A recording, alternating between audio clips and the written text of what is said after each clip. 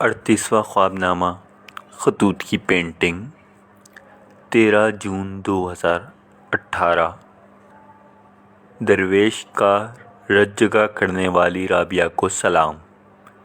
درویش نہ جانے کب سے یہ سوچ رہا ہے کہ رابعہ اور درویش کے خطوط کا سلسلہ ایک پینٹنگ کی صورت اختیار کر گیا ہے، ایسی پینٹنگ جس میں وقت کے ساتھ ساتھ مختلف رنگ ابھرتے آ رہے ہیں۔ درویش نے جب ان خطوط کو غور سے پڑھا تو ان میں قوس قزح کی طرح 7 رنگ دکھائی دیتے ہیں۔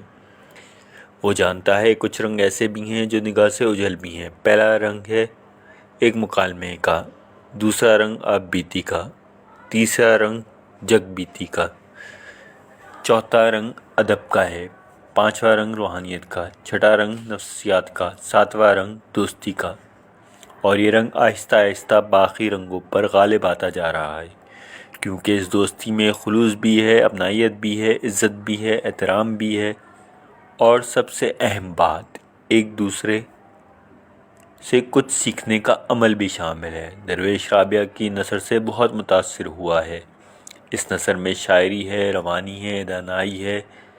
یہ مکالمہ دو ایسے ادیب دوستوں کا مکالمہ ہے جو سچ کی تلاش میں نکلے ہوئے مسافر ہیں۔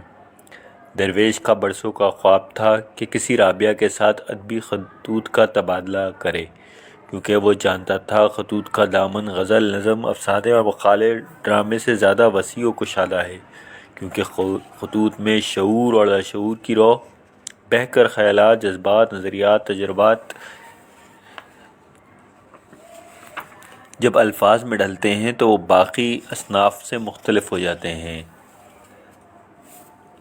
درویش کا خیال ہے خطوط کو اردو ادب میں وہ مقام نہیں ملا جن کے وہ مستحق تھے۔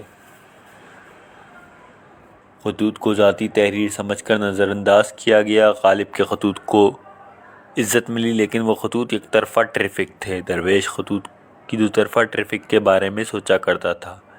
اس کے لیے ایک اور لکھاری کی ضرورت تھی۔ درویش نے ایک دو دفعہ کوشش بھی کی اور دو ادیب فرضی طور پر رابعہ بھی بن گئے۔